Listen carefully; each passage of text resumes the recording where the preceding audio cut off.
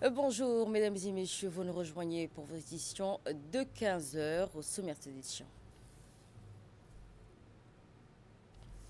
Eh bien, nous verrons à la présidence de la République, le chef de l'État reçoit une délégation égyptienne de haut niveau.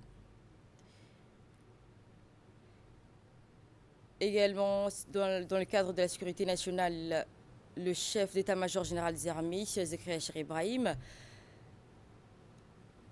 part donc en soutien. Et enfin, dans l'actualité internationale d'innovation en santé numérique, 6 femmes africaines mises à l'honneur. Bonjour et bienvenue. Donc, le président de la République, son Excellence Ismaël Omar Guelleh, a reçu aujourd'hui au Palais de la République une délégation de haut niveau conduite par le vice-premier ministre chargé du développement industriel et ministre de l'Industrie des Transports, M. Kamel Al-Wazir. Audience qui a permis d'évaluer l'état de relations, de fraternité et de coopération entre la République Djibouti et la République arabe d'Égypte. Les échanges qui ont également porté sur les voies et moyens de renforcer et de développer davantage les partenariats bilatéraux dans plusieurs domaines, notamment le secteur économique, commercial, la formation ainsi que les énergies renouvelables. À cette occasion, le vice-premier ministre égyptien a transmis au président de la République les salutations fraternelles du président égyptien, Abdel Fattah al-Sisi. Il a également donc souligné les relations entre Djibouti et l'Égypte qui constitue une illustration exemplaire de haut niveau dans le cadre d'une fraternité unissant les deux pays et les deux peuples. Il a également noté à l'inauguration qui va se produire donc d'un centrale solaire photovoltaïque d'une capacité de 330 kW destinée à fournir de l'électricité à Omar Djaga, dans côté égyptien. On prit part à cette rencontre le ministre des Affaires étrangères, de la coopération internationale, Bakar Hussein Omar, le ministre des Infrastructures et de l'équipement, Hassan Hamad Ibrahim, et de l'ambassadeur de Djibouti en Égypte, représentant permanent auprès de la Ligue arabe, Ahmed Ali Barri, du président des autorités des zones franches, Bakoumar Hadji, ainsi que le secrétaire général de la présidence, Abdoulaye Ouaz. Les réactions continuent et se multiplient pour rejeter la reconnaissance par Israël du Somaliland dans un contexte de mobilisation diplomatique accrue face aux recrudescences des décisions au niveau régional et international. L'Union européenne a réaffirmé la nécessité de respecter l'unité, la souveraineté et l'intégrité territoriale de la République fédérale de la Somalie, soulignant que la préservation de son unité constitue un pilier essentiel pour la stabilité de la région et également de la Corne de l'Afrique. Elle a mis en garde contre toute initiative susceptible de compromettre ce processus, d'aggraver les tensions existantes. Dans ce contexte, les États-Unis ont réitéré leur position en faveur de l'unité territoriale de la Somalie et son intégrité. Sur le plan arabe et islamique et africain, la Ligue arabe ainsi que le Conseil de coopération des pays du Golfe, l'IGAD, l'OCI et l'Union africaine et autres plusieurs pays ont exprimé leur rejet ferme de la démarche israélienne, estimant qu'elle constitue un précédent dangereux et une menace directe pour la paix et la sécurité de la région de la Corne de l'Afrique et de la mer Rouge. Dans le cadre de ces efforts diplomatiques, le Conseil de la Ligue des États arabes tient une réunion extraordinaire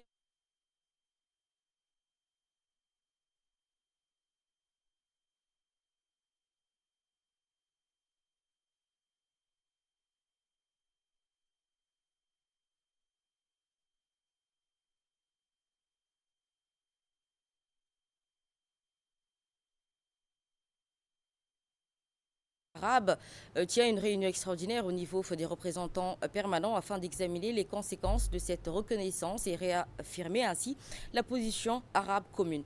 Par ailleurs, une session d'urgence du Conseil de sécurité des Nations Unies est attendue pour débattre de cette question et a demandé aux autorités somaliennes leur contribution. Et dans un discours prononcé à cette occasion, le président somalien Hassan Sheikh Mohamud a réaffirmé avec force et engagement indéfectible de la Somalie à défendre sa souveraineté et son intégrité territoriale lors d'un discours prononcé Au Parlement, pour les autorités, la sécurité nationale demeure une priorité absolue, condition essentielle de la paix et de la stabilité du pays. Il a également envoyé un message d'avertissement au Premier ministre israélien afin de ne faire une extension du problème au Moyen-Orient et envers donc les territoires de la République fédérale de la Somalie. Dans ce contexte régional marqué par des défis sécuritaires, le président persistant Mogadiscio a mis sur le renforcement de coopération dans les pays voisins afin de lutter efficacement contre le terrorisme, la piraterie et les menaces transfrontalières. La stabilité régionale est perçue comme une responsabilité partagée, nécessitant une réponse collective et coordonnée.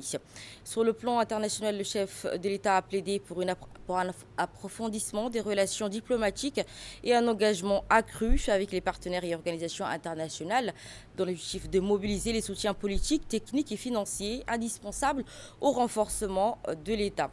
Face aux menaces extérieures, le gouvernement a affirmé adopter une posture proactive, le renforcement des renseignements, la coopération internationale en matière de lutte antiterroriste ainsi que la formation de l'équipement. De la force donc de l'armée somalienne qui figure au cœur de cette stratégie. Par ailleurs, les autorités ont souligné que la sécurité durable passe aussi par le développement socio-économique et les investissements dans les infrastructures, dans l'économie, qui également l'éducation, qui sont présentés comme des leviers majeurs pour consolider la stabilité et bâtir une résilience nationale à long terme. Enfin, le président a appelé à une mobilisation citoyenne renforcée, la participation civique ainsi que la sensibilisation publique et la promotion de l'unité nationale sont encouragées afin de faire face d'un front commun à cette menace. Pour la Somalie, la sécurité et le développement et l'unité nationale sont indissociables.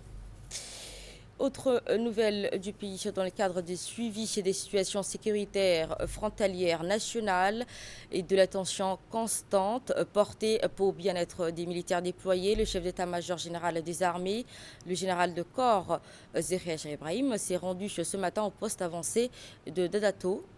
Le SEMGA est arrivé à 6h30 accompagné d'une forte délégation militaire. Ils ont été accueillis avec les honneurs réglementaires par le chef de corps du régiment interarmé de Tajora, le colonel-major Al-Shihim Daoud, ainsi qu'un piquet d'honneur constitué pour l'occasion.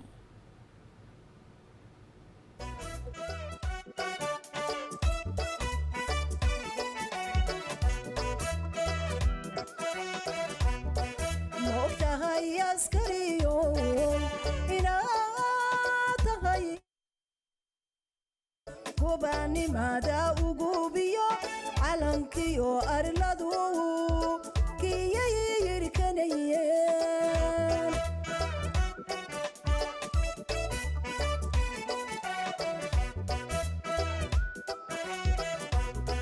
moogtahay askariyo inaad tahay taalkii gobanimada.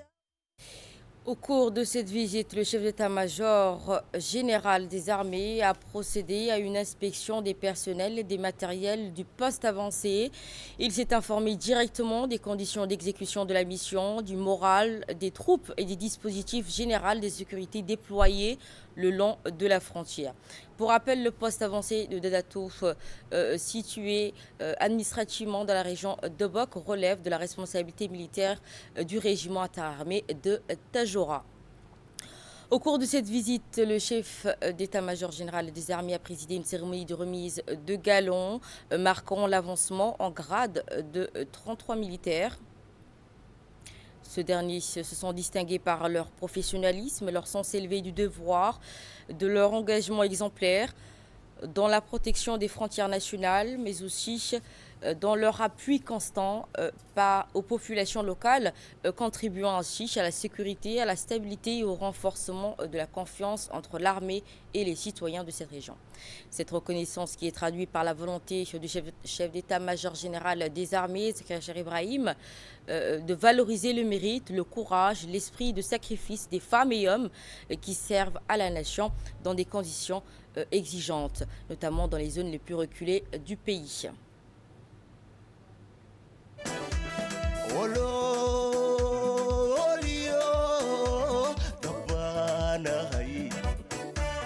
onkodiyo colbaanahay haddii laga baqaanahay seef laba aflaanahay geesi aaminaanahay indhihii dalkaanahay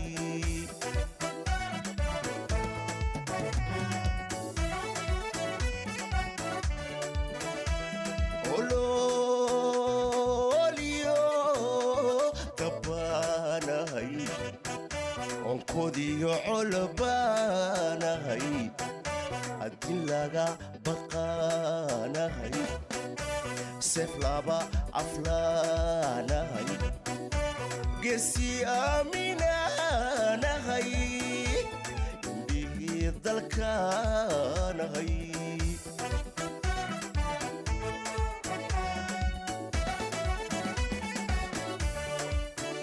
abur iyo masbaano eedadku ima karo abur iyo masbaano. Et à l'issue de ce déplacement, le chef d'état-major général des armées, Cheikh Ibrahim, a érigé un discours dans lequel, je cite, « J'aimerais profiter de ma présence parmi vous aujourd'hui pour m'adresser à l'ensemble du personnel militaire où qu'il se trouve en service, en permission ou en mission.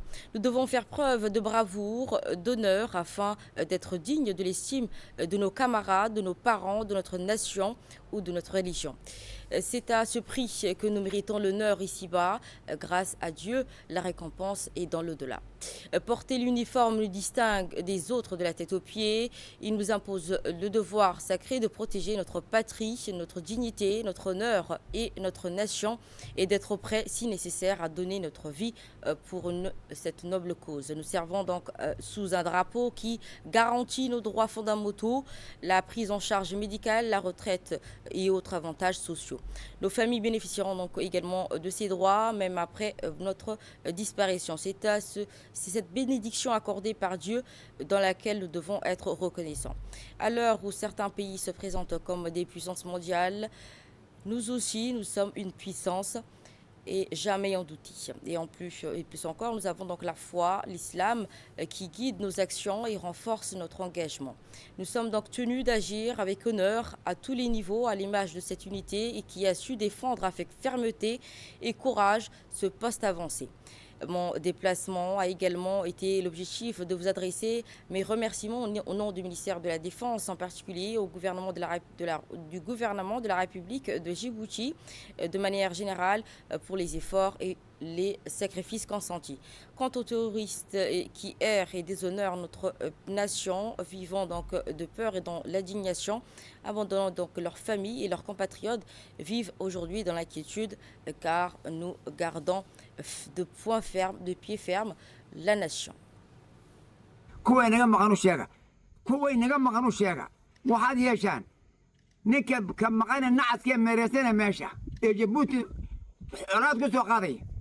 إذكر سلي بكون نوراني ورابع عوني شرب ذري وارد كير وال بكون دري قلب واريس ولا ليه وحود ويوردن محول مرسى دود حيو بحو قبرية ودك حرية ديو شقينا مركا عدو بو شقينا يا عذاب كاتو كل عدنا وحنا لهي نكي ودك عليه رجي بوتوس كسوقل كاري دولتنا أنا كو جين هناك كاري دولتنا أنا كو جين اسك كاري شرب ذري ده كسورة توجي نبى ده كسورة نعس نبى ده كسورة سخرة نبى ده كسورة كاري حقني وهذا السنة كي ده تجور ما توني منه قد ما ستين نبى يعانو نبى يعانو عفبات كنا را يرنمو كنا را دو كوارا السلام عليكم ورحمة الله وبركاته. Également, dans ses discours, le chef d'état-major général des armées a par ailleurs prononcé un discours à l'intention des militaires du poste. Il a insisté sur l'importance stratégique. À son retour à Djibouti, le chef d'état-major général des armées a procédé à une seconde cérémonie de remise de galons au profit des 5 militaires qui n'avaient pas pu être présents à la précédente au poste avancé ce matin en raison de leurs blessures survenues dans le cadre de leur mission et protection du poste et de leur activité opérationnelle quotidienne. Cette cérémonie qui s'est déroulée en présence du ministre de la Défense, venu honorer personnellement ces militaires, témoignant ainsi de la reconnaissance des hautes des plus hautes autorités du pays à leur engagement et leur sens du devoir et leur bravoure. À travers cette action, les forces armées djiboutiennes réaffirment leur engagement total en faveur de la sécurité des frontières, de la protection des populations et la valorisation des militaires qui œuvrent jour et nuit avec courage et loyauté au service de la nation.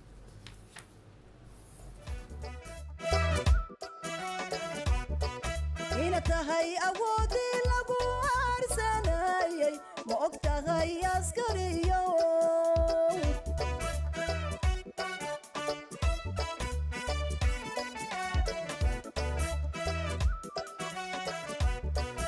ina tahay awoodii lagu aarsanayay ma og tahay askariyo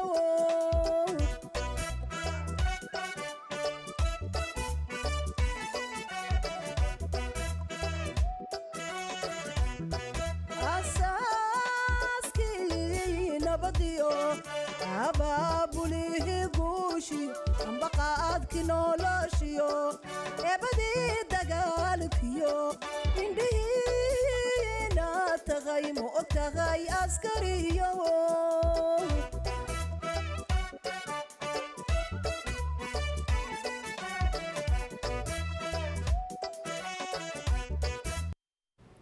Autre nouvelle du pays, une signature de convention pour la création d'un futur projet académique maritime régional à Djibouti qui a eu lieu dans un accord entre l'autorité des ports et zones franches avec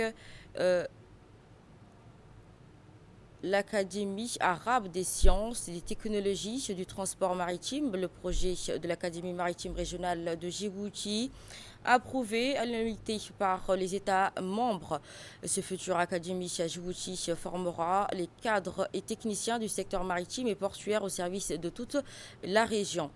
Pensé comme un centre d'excellence, l'institution ambitionne de renforcer les compétences dans les métiers de la mer, de soutenir la recherche appliquée et d'accompagner la modernisation des opérations portuaires dans la Corne de l'Afrique.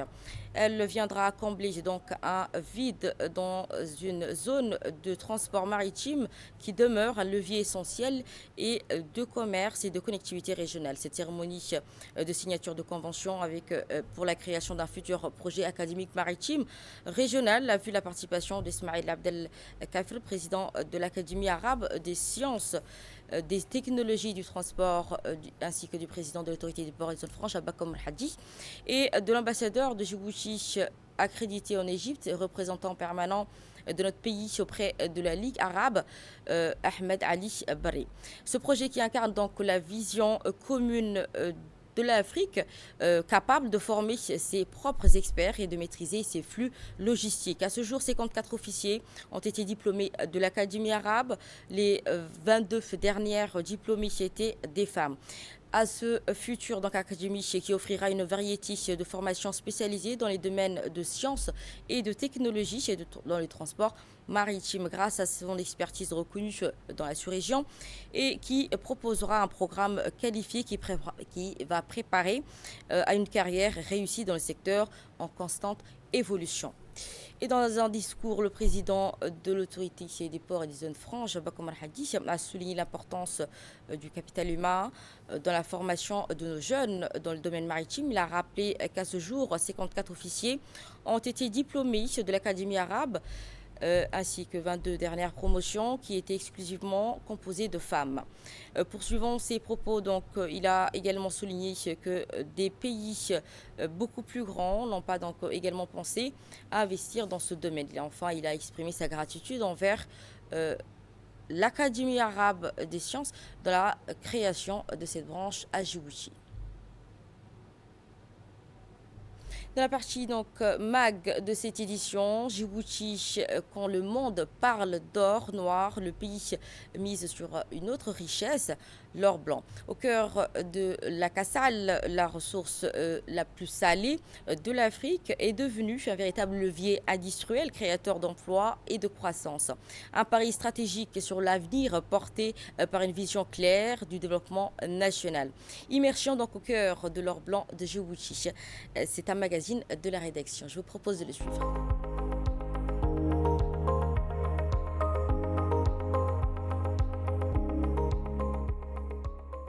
La République de Djibouti, un pays semi-aride où la pluviométrie compte parmi les plus rares au monde. Le pays révèle un décor minéral d'une intensité unique. Et au centre de cet univers minéral se dresse un site hors norme, le lac Assal, véritable capitale naturelle et moteur industriel en plein essor. À l'heure où le monde court après l'or noir, le pays valorise une ressource d'une pureté exceptionnelle, devenue en quelques années l'un des moteurs de l'industrie nationale. C'est ici, au cœur de ce paysage presque lunaire, où se déploie l'un des projets industriels les plus ambitieux du territoire. Tout commence le 10 décembre 2017. Sous la chaleur du lac Assal, le président de la République, Ismaël Marguelé, a posé la première pierre de 2 usines destinées à transformer les richesses du lac les plus salées d'Afrique. C'est le début d'une nouvelle ère. L'exploitation artisanale laisse place à une véritable stratégie industrielle. Sous l'impulsion du président de la République, son Excellence Al-Hajj Ismaël Marguelé, et avec le partenariat stratégique de la Chine, nous avons depuis 2017 mis en place une nouvelle stratégie. Ceci s'inscrit en effet dans le cadre de la politique gouvernementale de diversification de l'activité socio-économique de l'exploitation des ressources naturelles, au cœur du développement socio-économique et durable de notre pays. 2 ans plus tard, en décembre 2019, cette vision devient une réalité. Eh bien, le président de la République, Ismaël Marguelé, a inauguré la première usine de bromure de sodium du pays. Une installation unique en Afrique de l'Est. Et ce, sur les rives du lac, la saumure se transforme désormais en un produit à haute valeur ajoutée utilisé dans l'industrie, la médecine et la technologie.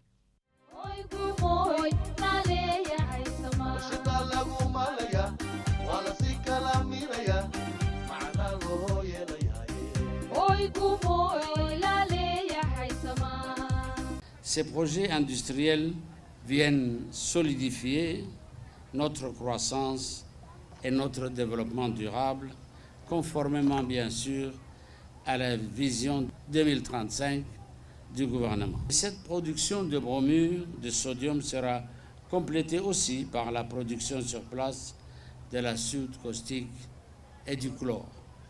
Plutôt que de se concentrer uniquement sur l'exploitation du sel brut, la société fait ainsi le choix de se focaliser sur la production de ses dérivés. Lors de la cérémonie d'inauguration, le président directeur général de SALT Investissement a remercié les autorités djiboutiennes de cette volonté politique, celle de transformer ce site en un véritable site industriel moderne. Dans une interview accordée à la radio-télévision nationale, le président directeur général de SALT Investissement est revenu sur ce projet important pour le gouvernement djiboutien et l'industrialisation du pays. En 2015, China Communication Construction Company a repris le développement de l'exploitation des sels industriels initialement laissés en suspens par une entreprise américaine.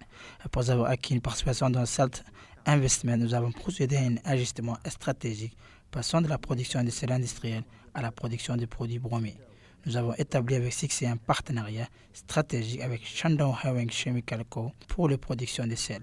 Le succès du projet chimique de Brome témoigne également de l'amitié entre la Chine et Djibouti. Nous sommes ravis d'annoncer aujourd'hui notre nouveau partenaire stratégique. Nous sommes convaincus que l'arrivée de Benjik China Mining Jinfa Technology permettront de créer des emplois et d'améliorer les conditions de vie de la population et dynamiser l'économie locale.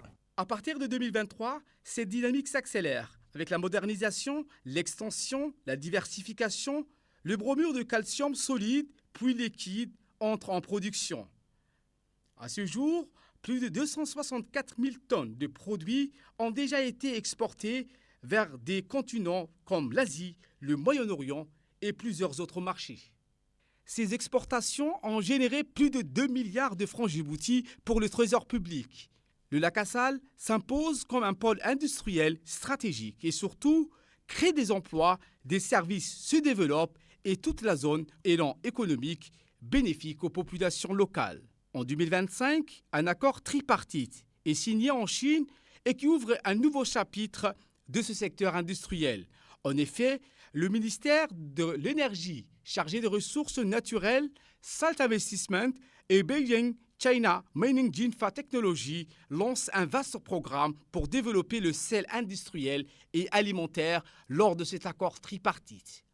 Ces projets ambitieux s'insèrent dans une vision globale de création d'un pôle économique majeur au lac Assal, intégrant l'extraction, la transformation et la logistique pour optimiser via les infrastructures portuaires du port de Gobetz l'acheminement de cette minerai pour l'exportation dans le monde.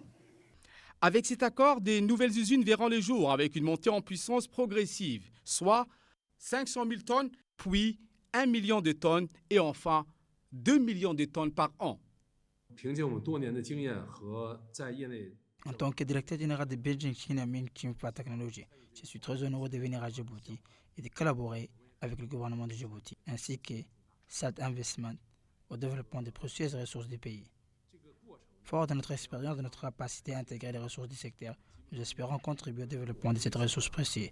C'est un honneur et une responsabilité pour nous. Nous espérons que nos efforts conformément à l'engagement du gouvernement djiboutien de transformer ces atouts en ressources naturelles et en moteur de développement, d'améliorer les conditions de la vie de la population et de promouvoir la croissance économique. Un investissement de plus de 38 millions de dollars qui fera du lac Assal l'un des pôles d'exploitation du sel majeurs dans la région. Ce plan renforcera l'emploi et stimulera les PME locales et transformera la zone en un véritable point névralgique de l'économie djiboutienne. En moins de 10 ans, l'or blanc de Djibouti n'est plus seulement une ressource, c'est une vision économique, un levier industriel, un symbole d'avenir, fidèle à l'ambition du président de la République, Ismaël Omar Guelleh, pour un développement moderne et durable. C'est un magazine de la rédaction avec le commentaire de Ala Abdoulaye Farah. Nous interrompons, mesdames et messieurs, cette édition. C'est tenu donc le 25 décembre dernier, un atelier technique crucial consacré à l'analyse des situations de ressources humaines en santé. Organisé par le ministère de la Santé avec l'appui technique de l'Organisation mondiale de la santé, l'OMS, cette initiative qui vise à mieux structurer le marché du travail médical et paramédical dans le pays. L'objectif principal de l'atelier étant de réaliser une analyse approfondie des besoins du personnel soignant sur l'ensemble du système de santé. Les discussions ont porté sur l'adéquation entre la formation initiale et les réalités du marché de l'emploi afin d'assurer une couverture sanitaire efficace sur tout le territoire. La cérémonie d'ouverture a réuni plusieurs personnalités de haut niveau. Mohamed Al Mohamed, secrétaire général auprès du ministère de la Santé, Fahad Hassan Farah, représentant par intérim de l'OMS, Abdelrahman Mohamed, directeur technique de la CNSS, reflétant donc l'importance et l'enjeu de l'atelier qui a rassemblé une diversité d'acteurs publics et privés, garantissant une vision globale des défis du secteur de la santé et comment L'Organisation mondiale de la santé accompagne le gouvernement de Djibouti dans la mise en place d'approches fondées sur des données probantes afin d'orienter les politiques publiques en matière de planification, de production, de recrutement, de déploiement et de retention des ressources humaines pour la santé.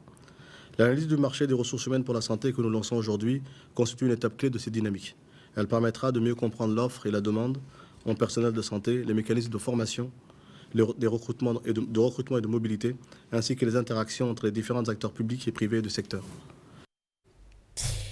Ainsi, le secrétaire général auprès du ministère de la Santé a souligné également la qualité du système de santé repose avant tout sur la compétence et la disponibilité de nos ressources humaines. Je vous propose de l'écouter. J'ai l'honneur de prendre la parole à l'occasion de cet atelier consacré à l'analyse de la situation de ressources humaines de la santé en République de Djibouti. Comme vous le savez, tous les responsables d'organisations sont aujourd'hui conscients que les ressources humaines sont des éléments essentiels d'une organisation, encore plus dans le système de santé. Le bon fonctionnement des systèmes nationaux de santé dépend de la qualité des ressources humaines, mais aussi de la façon dont ces dernières sont gérées. Le développement des ressources humaines pour la santé repose sur l'interaction des 3 processus suivants: élaboration des politiques et planification, l'éducation et la formation, mais aussi la gestion de ces ressources. L'organisation de cet atelier traduit notre volonté commune de disposer d'une analyse approfondie objective et actualisée de la situation des ressources humaines de la santé dans notre pays. De renforcer la planification de ressources humaines de la santé, d'éclairer la prise de décision stratégique, de renforcer la planification de ressources humaines de la santé et d'orienter les réformes nécessaires pour répondre efficacement aux besoins sanitaires de la population djiboutienne en cohérence avec les objectifs de la couverture sanitaire universelle et les engagements internationaux de notre pays. Et sport, à présent, sous l'égide du secrétaire d'État chargé au sport, la Fédération djiboutienne de natation a organisé la 12e journée de natation nationale de natation vendredi 26 décembre dernier à la piscine nationale. Plus de 70 participants âgés entre 6 et 23 ans répartis sur 12 catégories, 5 chez les nageuses et 7 chez les nageurs venus de la capitale et des régions du Nord. On prépare à cette compétition offrant au public un spectacle sportif de grande qualité, l'ambiance qui était festive et les gradins bien garnis. Parmi les performances marquantes de la journée, 4 athlètes se sont distingués, illustrant donc sur l'épreuve de 25 mètres de nage libre. Khalid Zahalit Abbas, 12 ans, évalué donc dans la catégorie Benjamin, s'est imposé avec une réalisation de temps de 16 minutes et 92 secondes. Chez les filles, Noha Ali Bachir, 11 ans, catégorie Benjamin également, a signé le meilleur temps de toutes les catégories confondues sur une distance chrono de 20 secondes et 93 poussières. Sur 50 mètres nage libre, Yumana Yassine Ibrahim, 13 ans, catégorie minime, a remporté l'épreuve avec 45 secondes, confirmant ainsi son potentiel prometteur. Le président de la fédération s'est exprimé et sa gratitude envers le ministère chargé au sport pour le soutien déjà acquis. Nous allons à Arta, cette fois-ci dans la région d'Arta, avec la collaboration du conseil régional d'Jikil, ont accueilli une délégation suédoise dans le cadre du renforcement des relations de coopération et du partage d'expériences en matière de développement local et durable. Cette délégation conduite par le président du conseil régional du Djikil, le maire de Boulas du Suède, Abdullahi Adani Mohamed, le responsable d'Econet Service de Suède, le responsable de la diaspora du GDD, Mme Férouz, la diaspora djiboutienne des États-Unis de la ville de Minnesota. Cette visite qui constitue une opportunité privilégiée pour échanger sur les bonnes pratiques, explorer des partenariats, identifier ainsi des axes de collaboration dans les domaines tels que l'environnement, l'agriculture, l'urbanisme et la gouvernance territoriale. Les autorités régionales ont exprimé donc leur gratitude envers la délégation suédoise pour son intérêt à soutenir les initiatives locales et ont réaffirmé leur engagement à promouvoir la coopération fructueuse et durable entre notre territoire et la délégation suédoise, qui a également donc invité à découvrir les potentiels économiques et culturels comme mémorial de paix et naturel de la région, témoignant ainsi du dynamisme et l'attractivité de la région d'Arta.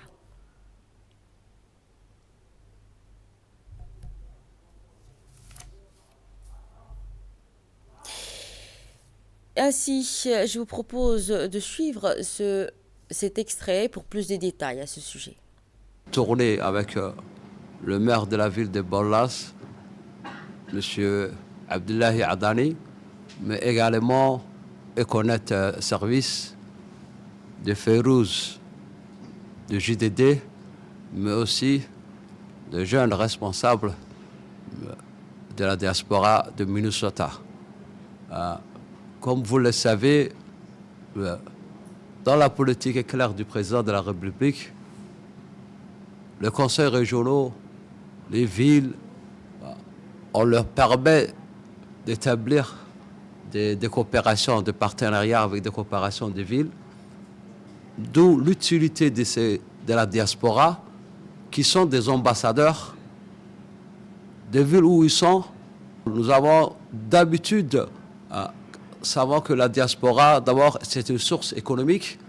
Elle renvoie de l'argent pour les familles, mais aussi des investisseurs qui créent des entreprises ou bien qui créent des affaires dans leur pays d'origine, mais également, ils peuvent être l'image de leur pays d'origine, dans leur pays d'adoption.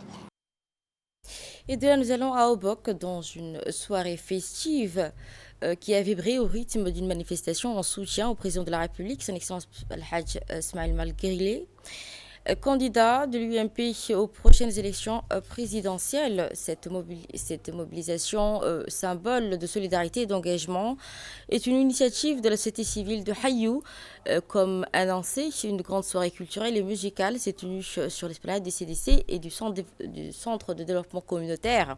À cette occasion, les Ebokois et Ebokoises, fervents défenseurs de la politique visionnaire du chef de l'État, se sont réunis pour manifester leur soutien indéfectible au président de la République, Ismail Marguerli. Notables jeunes femmes et enfants, ainsi que la société civile et services déconcentrés ont répondu présents à l'appel du comité d'organisation. Les troupes folkloriques ont ensuite présenté les danses traditionnelles dans les trois langues.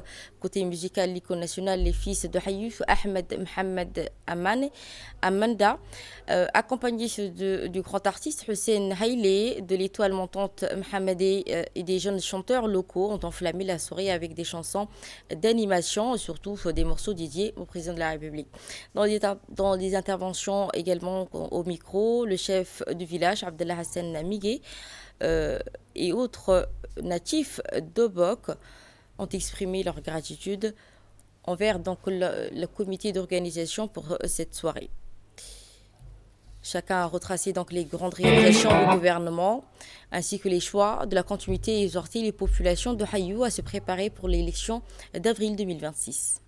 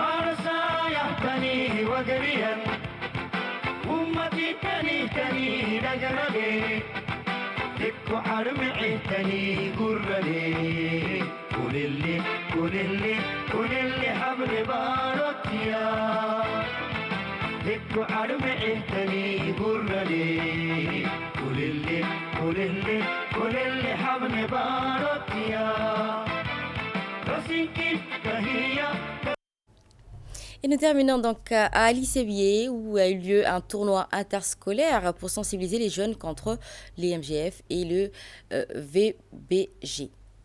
Sous l'égide de la direction régionale du sport, en étroite collaboration avec le ministère de l'Éducation nationale et de la formation professionnelle, l'ONG CIOD a organisé un tournoi interscolaire mixte de football visant à sensibiliser les jeunes contre les mutilations génitales féminines et les violences basées sur le genre.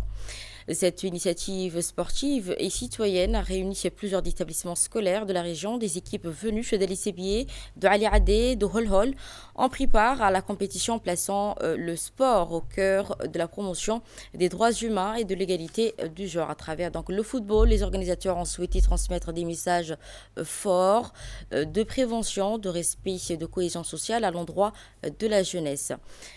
La cérémonie de clôture a également donc organisée au stade s'est déroulée en présence de plusieurs personnalités, dont le sous-directeur régional du sport, le directeur de l'ONG SIAD, M. Sekouf Tiadan Konaté, élu régional, ainsi que la coordinatrice de la protection, Mme Leila Ali. Également, donc, je vous propose de suivre l'intervention des deux représentants. À Ali Sébié dans le cadre du tournoi mixte de football qui a rassemblé les élèves de Hol-Hol, de Ali Adé, aussi de Ali Sébié. Il y a eu 2 équipes de garçons, 2 équipes de filles. Ça s'inscrit dans le cadre de la sensibilisation de proximité menée par CIOD. l'organisation, l'ONG internationale Canada, qui travaille en partenariat avec différentes localités. En tout cas, pour ma part, je remercie les autorités de Ali Sabié, nos collègues, le sport, l'éducation nationale et aussi nos collègues qui sont à Ali Sabié ici, l'élu local qui se trouve là. Tout le monde est venu, vraiment, merci.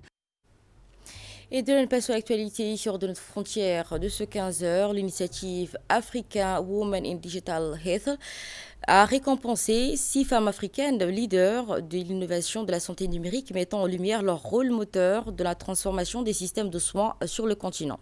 Sélectionnées parmi 337 candidates issues de 33 pays africains, ces lauréates portent des projets innovants utilisant des technologies numériques pour améliorer l'accès à la qualité et la résilience des services de santé.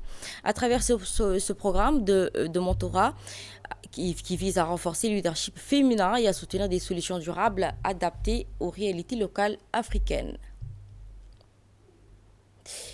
Également donc aux nouvelles hors du pays, des fortes pluies accompagnées de vents violents et de chutes de température aggravent donc la crise humanitaire dans la bande de Gaza où des milliers de déplacés vivent dans des abris précaires. Les autorités locales alertent donc sur le risque d'une tempête imminente susceptible de provoquer de nouvelles inondations et destructions, notamment dans les camps de déplacés et les zones de base. Cette situation qui survient alors que Gaza fait face à une pénurie critique de logements et de ressources rendent chaque épisode climatique extrêmement et particulièrement meurtrier pour la population et qui se trouve déjà dans des situations assez précaires. Ce sera tout. Merci à vous de nous avoir suivis. Vous étiez sur Télé Djibouti. Restez avec nous, les infos continuent.